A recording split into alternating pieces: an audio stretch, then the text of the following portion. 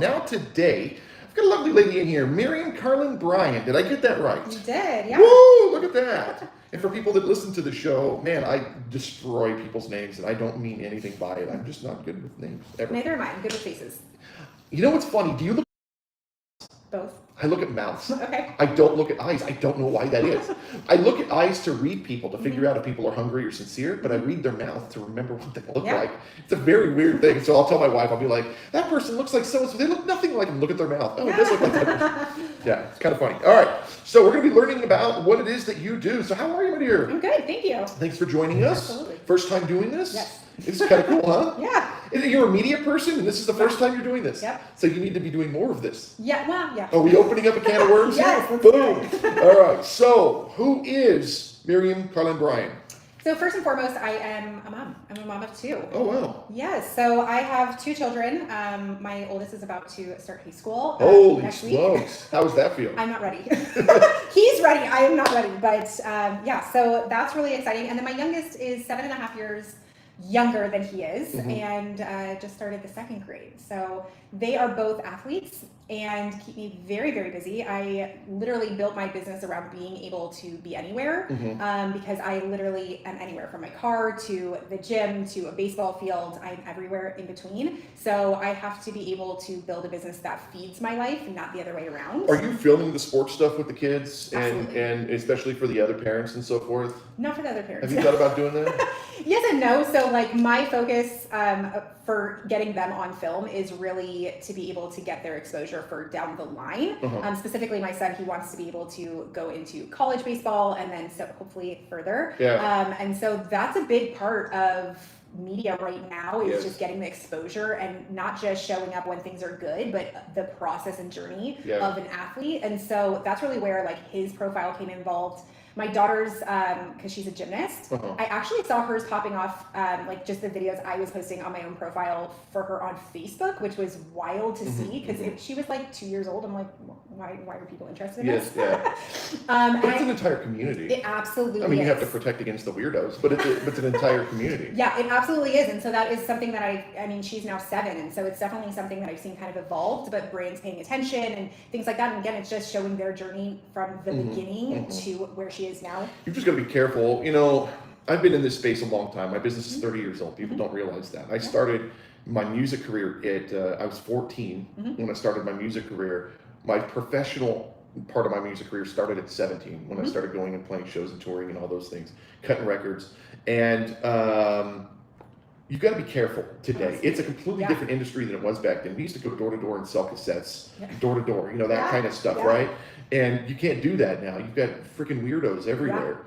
And so, and the internet is extremely predatory, and people can find out where you live just by looking you up and stuff. So, you know, protect the asset, protect the kids, protect the intellectual property. Don't put too much out there. Oh, for sure. But at the same time, you do want to highlight your son's games and those types of things. That what you just touched on is exactly why I don't do it for other parents. Yeah. And why I don't honestly highlight other children, because everybody has their own, what they're comfortable with, what they're not comfortable with. Get lots of insurance. Yeah. That's what we have. I literally, every time we do anything, I have multiple insurance people, and I call literally multiple insurance people that are inside our network, and they work up insurance policies for damn near everything that we do, because you just never know. I mean, I've got millions upon millions of dollars in insurance to just cover against who knows what could happen. Yeah. We had Monterey Car Week coming up, and one of the things we wanted to do is all the cars we wanted to put the company logo on the door. So when we come into Monterey Car Week, it's a convoy, and we're like promoting our brand. We're making a big statement.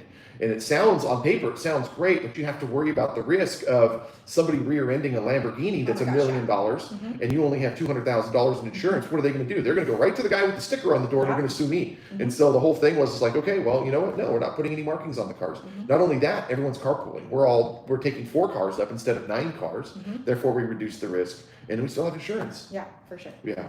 So, yeah, crazy stuff. Okay, so outside of your kids in baseball and gymnastics, you're doing media, and I've got cameras all around me, which is really cool. I mean, I'm in this space. I've been doing this a long time. In fact, I started my live streaming thing. I started what I called in 2007, 2008. I called it JRQ TV. JRQ TV is now a registered trademark. That's the name of our business. But at one time, it was our YouTube channel. Okay. And I would just have a camera, and this is before iPhones. And so I had a camera in my center console, and it would just film me throughout the day going to my meetings and doing all of my stuff. That's what this little guy is. I mean, that's and so that's what we used to do. And this is before the whole IRL thing. And we were doing this 20 years ago. Yeah. Literally, that was 20 years ago, 2007. Good God, I'm an old fart. Yeah. So where did you get into this media space? Where did all this come from? So let's see. So I started in the marketing world 15 plus years ago, and I was a senior operations manager with a marketing firm in the Bay Area, which is where we were living at the time. Okay. Where at? Pleasanton. Okay. Well, that's where I was working. I was more inward in like Hayward, San Lorenzo area. Where at Hayward? Half our members are literally from Hayward and Oakland for some reason. Yeah, that's why I asked. You said Bay Area, and I'm like, I bet you it's Hayward. Yeah, Hayward, San Lorenzo. I went to school in Hayward. Okay. Yeah, I lived out there when I was a kid. I didn't grow up out here at all. I grew up in Southern California and have lived all across the country. My husband's from the Bay, which is where I met him. So I couldn't even. It's past. I don't know where. Where in LA are you from? Burbank is where I was like born and raised, and then moved out to Camarillo for the longest. So is that where your media thing came in? The passion came in? Was just being down in that space? No, not even. No, it didn't. Really, honestly, it didn't come about until I was working for the marketing firm that I was in, where I just worked my way up in that business very quickly, and then was overseeing as a senior operations manager their growth and expansion. And they ended up in, while I was there, 5 different states, multiple different territories, and it just expanded so quickly. And then COVID happened. Yeah.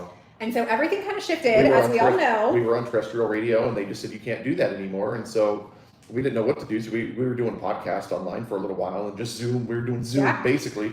And then my buddy and I, the media, when I was telling you about before we started, we just said, let's do a movie. And so they were paying us to just stay home. They were sending everyone money, and we were like, hell with it, let's do it. So we traveled the country and just did our first movie. We ended up doing 5 of them. Wow. Okay. And it's just and then here we are today, back on we're digital now, but everything's digital now. Terrestrial radio is not what it used to be. Yeah. No. So basically, when COVID happened, just everything shifted, right? So that marketing business shut down immediately. Interesting. Because it was actually an in-person marketing experience where they did all events. And so they shut down for 3 months. And during that 3 months is when I started my own business. Yeah. My daughter wasn't sleeping. She was an infant at the time. She was like 6 months.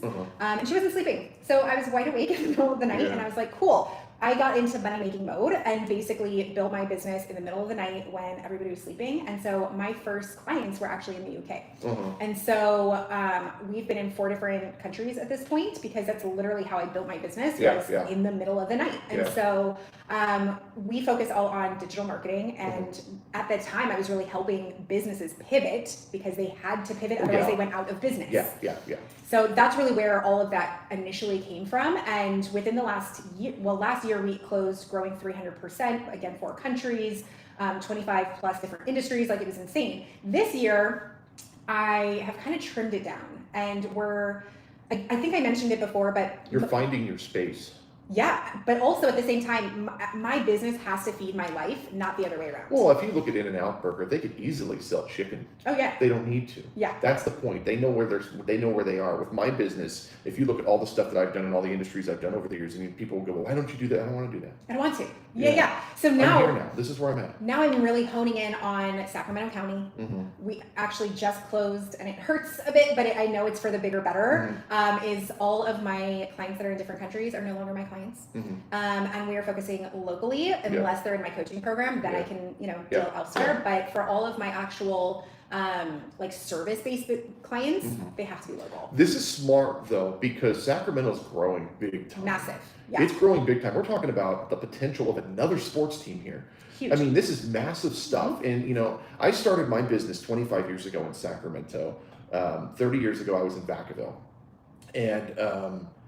And when I from where I was when I started this to where it is today, it's like a completely different space. Yeah. The networking, the opportunities that we have, the amount of people that we're getting through the magazine and coming into our ecosystem and sitting down and recording. I think you're like episode 169 of this show. Awesome. And of 169 people, it took like 5,000 people saying no to get to the 169 that we have today, to get to the 61 that we have that are members, to get to the 25 that are in the magazine. That's massive stuff, right? And so when I look at where everything is going, I think that was a very smart move. Yeah. It was a hard one to make, right? Bittersweet, but I know that it's for the, again, greater good of what I see possible. Yeah. And just, again, for my family's life in this season, what's best for them and me showing up fully. And I know this kind of jumps to a next question that you have just a little bit about. Actually, that wasn't my next question. Oh, well, sorry. No, I was going to say about my background of just kind of why that's so important. I was going to be the devil's advocate here and throw you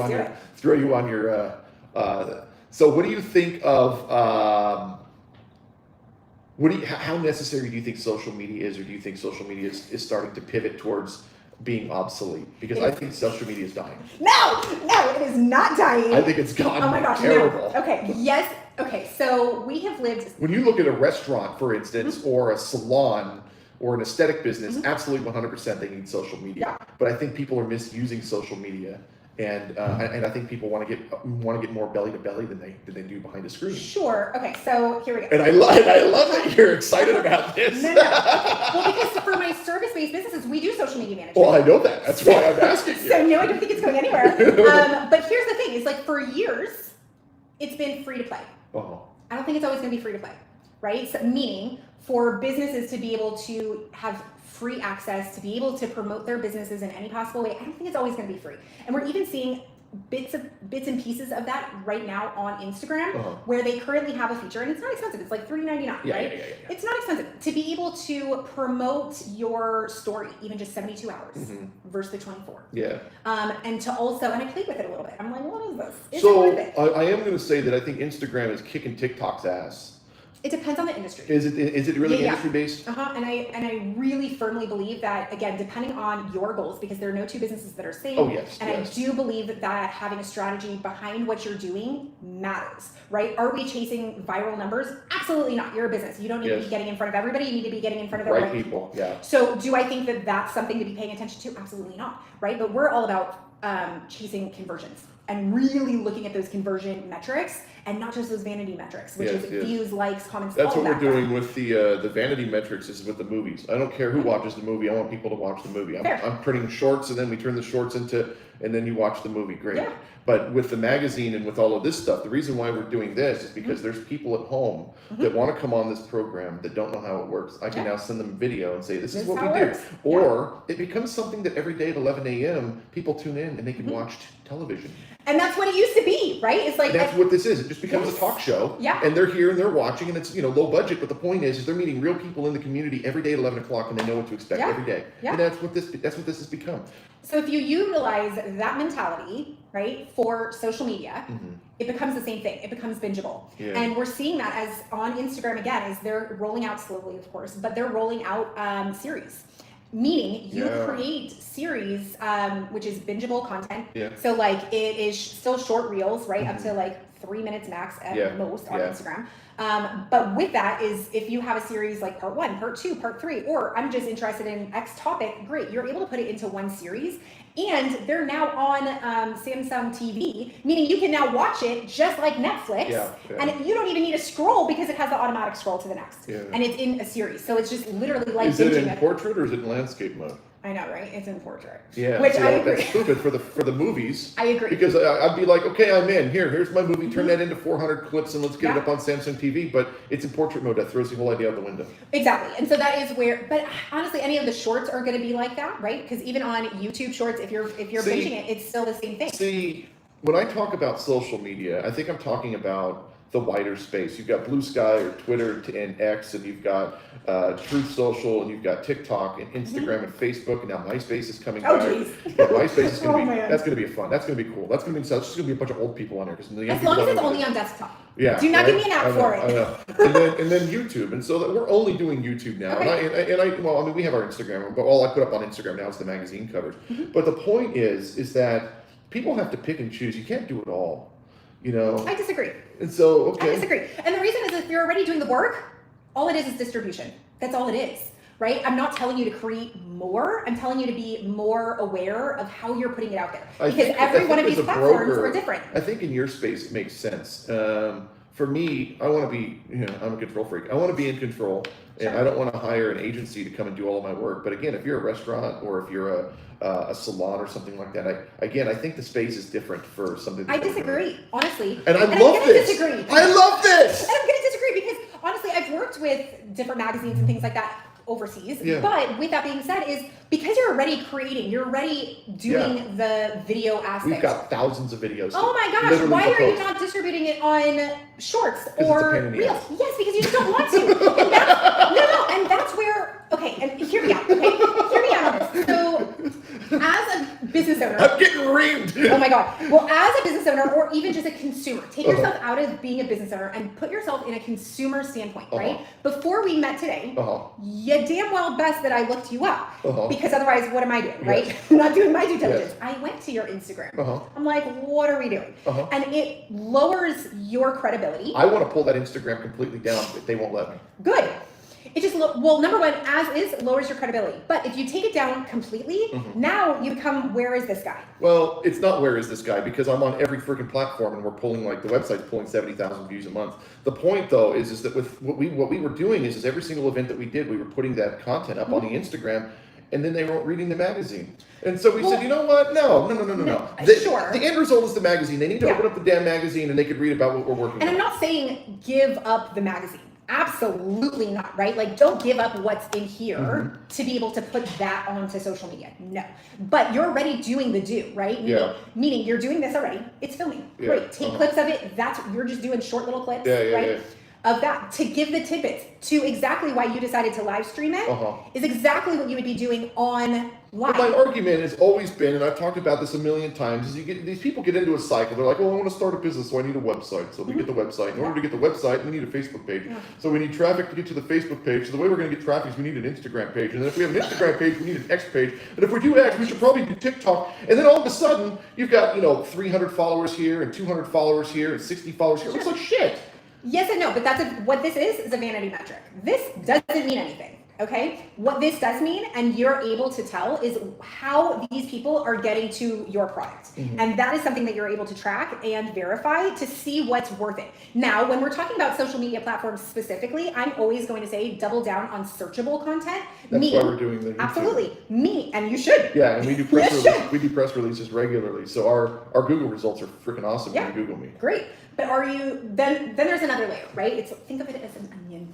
And an onion has many layers to it to be able to get to your magazine, which is your center. Sorry, well, I'm teasing you. No, we're having fun. No, keep going. And my background is in culinary, so that's where you get your food references. Okay. Actually, I say the magazine is a soup, and then we want to have good ingredients. And the moment we put a bad ingredient, we have a bad soup. Fair. So we use the same thing. Okay. So, but each of these different platforms serve a different purpose to your end result, okay? If you look at them all as social media, one thing, you're missing the point. Each one serves a different purpose. And it could be just community driven. And that's a big part of your mission, is bringing... It's all community. Exactly, is bringing people together. So the fact that you wouldn't want an Instagram that actually serves that purpose is baffling to me, because that's what Instagram is great at, is creating community. Okay, TikTok is really a whole different beast in the sense of it's a searchable platform, meaning people go there to learn things. So all of the things that you're doing here live, if you put into clips, not only does it work on Instagram to be able to create that community, but it also then becomes a searchable content on TikTok, meaning people will actually search certain things and you will pop up into that. So we got to be careful here, because we don't want a lot of traffic. I mean, we want traffic, but we don't.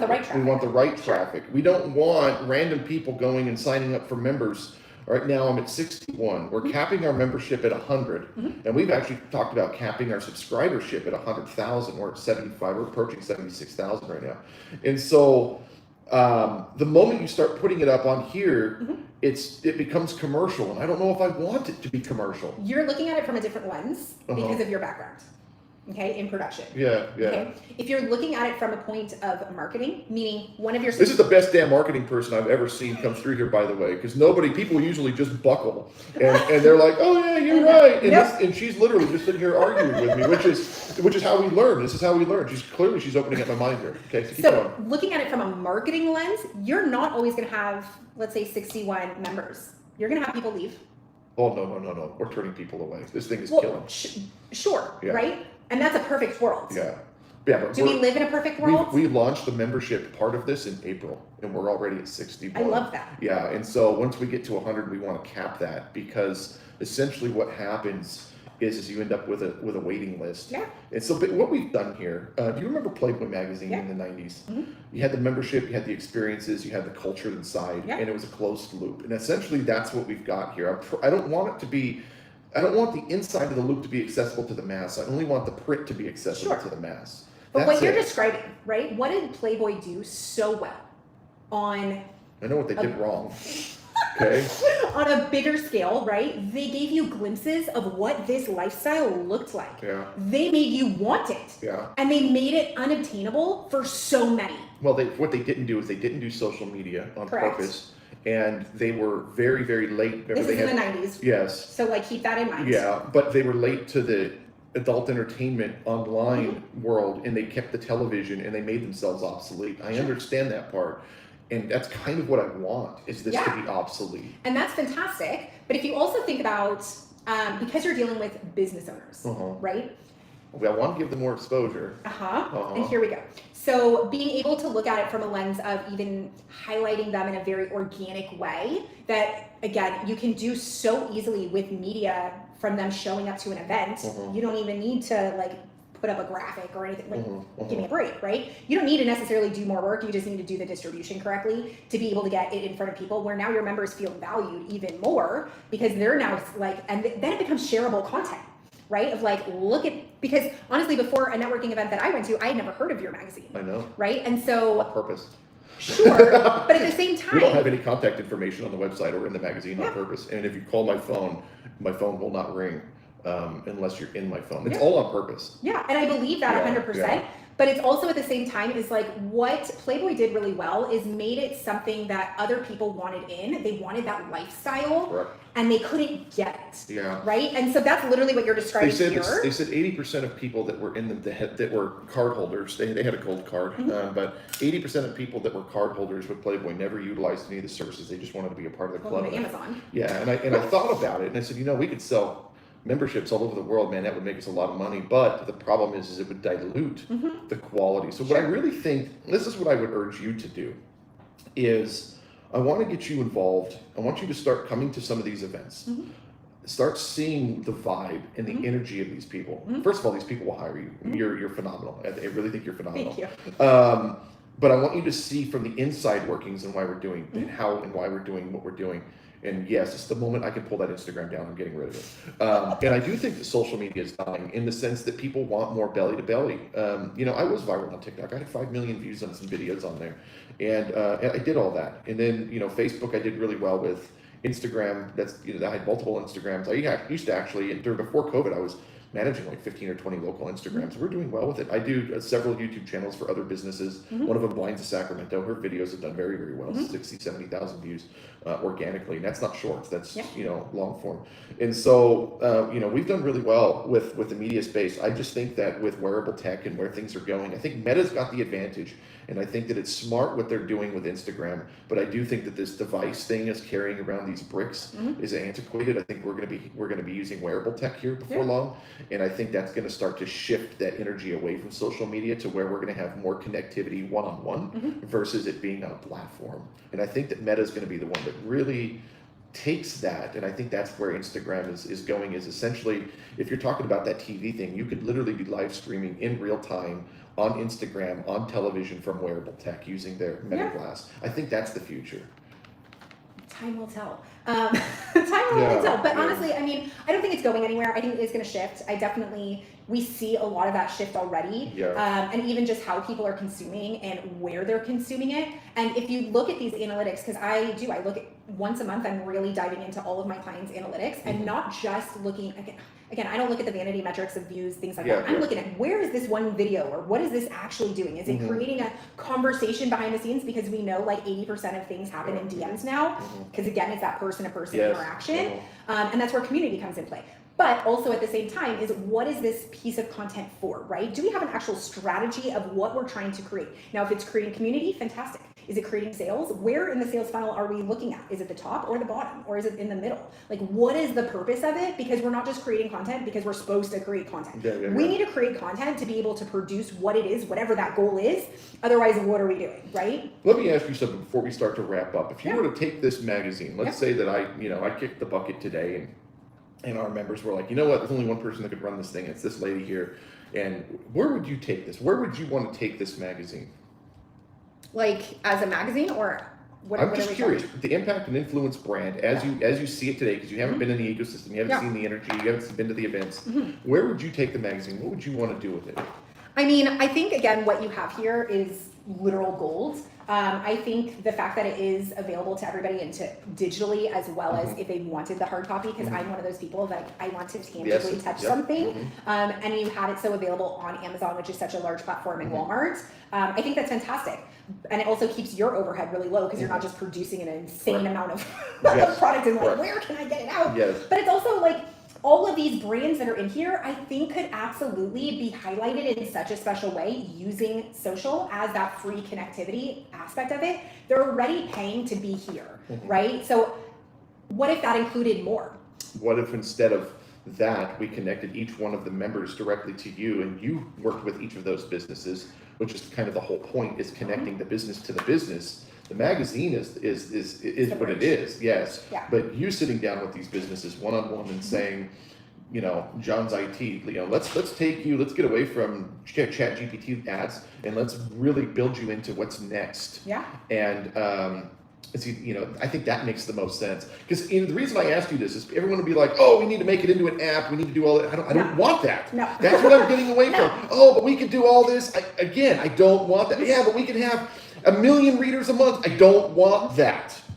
I want freedom. I'm already rich. I want freedom. That's why I'm living as simply. I'm a minimalist. I live in a very chill place. I do my radio show for free. I've been at this 30 years. I'm tired. I don't want to grind anymore, right? And so for me, I don't want to do social media. It's not that I don't want to deal with social media. I don't give a shit anymore. I'm not looking for the attention. I'm not saying they're going, I would have the camera on you and then people would go, why aren't you?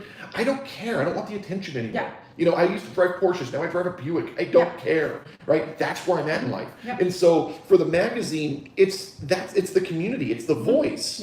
And so I think it would make more sense for you to sit down with the businesses one-on-one and go, all right, I came through this. What I would like to do is figure out what it is that you want to accomplish with your business, figure out what your budget is, and let's make each of these businesses one by one what they want to be, because this business is where it's supposed to be. Now, again, we're doing the live stream thing. You know, people are watching TV, but I want to keep it small. I was already famous. I don't want to be famous again. When you're famous, you can't go to a restaurant. People follow you home. It's an ugly place to be. You know, you're sitting at a restaurant with your spouse and some weirdo walks up and they just stand there and look at you. And they're starstruck. It's a weird thing. But I remember when I met Patricia Heaton in Beverly Hills and I stood there and just looked at her and I went, oh my God, I actually did that. I don't want that anymore. I just want to chill. That's where I'm at. I mean, that's fair, right? But okay, so now it's my turn to play devil's advocate. Okay. And I'm going to start to close. Yes, as a business owner, right? And I think I started this earlier and we got away from it. So you're married, so am I, right? My husband is not on social media at all. He absolutely hates it, never got into it, literally has never been on I'm finding a lot of people like that. Okay, now if I was dating right now and I went and looked him up and I found zilch, you best know I wouldn't have gone out with him because that's fucking creepy. Okay? I would have thought that I was going out with a serial killer. Right. Okay, so it's the same thing for business, because just like I looked you up and saw your business online before coming here, I thought it was strange. Right? And any businesses that want to do business. Did you go to Google? I'm sorry? Did you Google me? No. That's the problem. But see, that's not, I'm literally proving my point though. Depending on your demographic of who's going to come sit down with you is dependent on how they are going to look you up. And if you're not meeting them in the space that they're at, you're missing the point. I like her. You're. Are you the, is your husband like super passive? Yes. My wife is like insanely passive. It's just like, she's like, whatever. So you're the fire. Yep, absolutely. Yeah, I like you. All right, Miriam, Carlin, Bryan, idealbdservices.com, 916-572-9049, 916-572-9049. Anything you want to add before we get out of here? No, this was fantastic. Thank you so much for your time. You've given me a lot to think about. I could argue with you to the moon. I don't. Anytime. I want to. I am literally here's where I'm at with Facebook as we start to clean. Facebook, because I have the celebrity account, you know, where they have your driver's license, social security number, birth certificate, all that stuff. The verified. Yeah, but it's beyond that, because if anyone were to ever try to create the fake, they have a birth certificate and everything. People don't even know that exists. Long story short, I won't close it. They won't let me close the account. So I have literally, for about the last 2 years, I'll spend like several hours just deleting post after post. I'm all the way back to like 2018 or 2017. I have like 4 years left to go. And I'm literally just deleting everything. I'm sure there's some sort of AI out there. That they said that Claude can do it, but the problem is that if there's like, I found pictures of my grandfather and stuff like that. So I'm like having to go through. And what you want to keep versus what you don't. And what I'm doing is I'm actually uploading it all to Instagram. Okay. And then everything is archived. So there's an entire Instagram that's archived. It's like millions of views, like legit millions. And so all the video content I'm downloading off of Instagram right now, and that's all the stuff I'm throwing up on YouTube. Is all that video content. There's like literally thousands of videos. And so I'm consolidating, and I'm just, I've always been a visionary. I've always been able to see the future, and I just think that social media is going in a different direction. And I think that YouTube, because it all ranks in Google, when you Google me, as an example, when you pull up Jon Robert Quinn on Google, you will see. Facebook is one of the first things, I'm sure. No. Or YouTube? No. I have the celebrity stuff, and it has the whole, and I've got the celebrity net worth and all my movies and all my books, and this would have told you whether or not I was credible. And then when you do the AI mode, it tells you all of my accolades. A media executive, entrepreneur, author, filmmaker, best known as founder of Opera, networking ecosystem, Impact Influence magazine. See, I didn't look you up. I looked the business up. Yeah. And so. And I looked this up, right? So like it wasn't you specific. Jon Robert Quinn is a brand. That's not my name. Well, that's a brand. How much I know. Yeah, so that's why we started with showing you what we're doing. And as you get more involved in the ecosystem, you'll start to see. So Impact and Influence is a trademark, Opera's a trademark, JRQ TV is a trademark, Jon Robert Quinn is the licensee holder of all of the trademarks. It's an intellectual property. My name is Robert Jones. Oh, there you go. Yeah, but again, on Google, it would tell you all that stuff. But it's okay. Google it, Miriam. Yeah.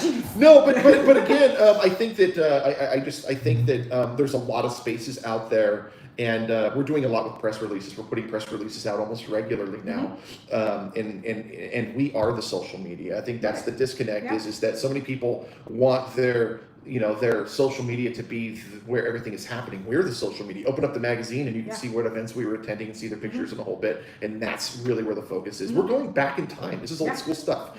People were like, why didn't you build an app instead of have a metal black card? Because I wanted something in somebody's wallet. Yes, absolutely. And I'm such a tangible person, so I can get behind that for sure. Yeah. Miriam Carlin Bryan, 916-572-9049, idealbdservices.com. And I would honestly, every single one of you guys, I would urge you to talk with her because go back and listen to some of our other social media people that we've had. No disrespect to them, but she can run circles around them. Amazing. Oh, thank you. Dude, thank you're you so fucking much. awesome. I love you. And I really hope that you become a part of what we're doing. I really do. Other than that, thank you guys so much. Thank you for being here. Thank you so much for listening, and we will see you next time. Bye-bye.